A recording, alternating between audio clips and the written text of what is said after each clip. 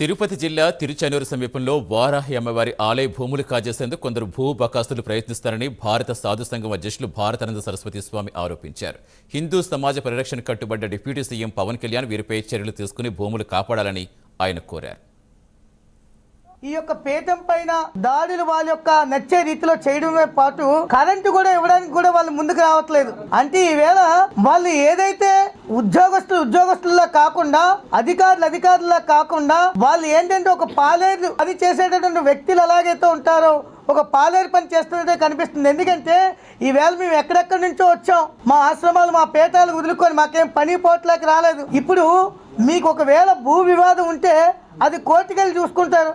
భూ వివాదం అయినంత వరకు గుడి జోలికి రావడానికి మీకేం హక్కు ఉందని అసలు మీరు వారాహి అమ్మవారి యొక్క జోలికి వస్తున్నారు. మీరు ఆ యొక్క గుడి నడుపుతున్నటువంటి ఆ యొక్క రుద్రస్వామీజీ యొక్క జోలికి వస్తున్నారని మీరు అనుకుంటున్నారు. ఎవరైతే మీ ఉద్యోగాలు మీరు కాపాడుకోవాలి సక్రమంగా చేసుకోవాలనుకుంటే ఖచ్చితంగా చెప్తున్నాను, మీ ఉద్యోగాలకు మీరు న్యాయం చేయండి. అంతేగాని ఎవరో చెప్పిన మాటలు విని మీ యొక్క చెవులు పెడదవులు పెట్టి మీ యొక్క ఉద్యోగానికి ఉత్సాహం పడి అతీతమైనటువంటి కార్యకలాపాలు చేస్తే ఖచ్చితంగా వారాహి మాత యొక్క విశ్వరూపం ఎలాగుంటుందో ఈ యొక్క భారతానంద మహారాజ్ యొక్క సైన్యం మీకు చూపిస్తుంది. ఎందుకంటే అసలు ఆధ్యాత్మిక కేంద్రమైనటువంటి అంత భక్తులు వస్తూ ఉంటున్నప్పుడు అంత చక్కగా దర్శనాలు జరుగుతున్నాయి. మీరు కరెంట్ ఇవ్వకపోయినా కూడా జనరేటర్ మీద రోజుకి 2,000 రూపాయలు ఖర్చు పెట్టి మేము భక్తులకు దర్శనాలు ఇస్తున్నామే, అక్కడేం దందా జరగట్లేదు.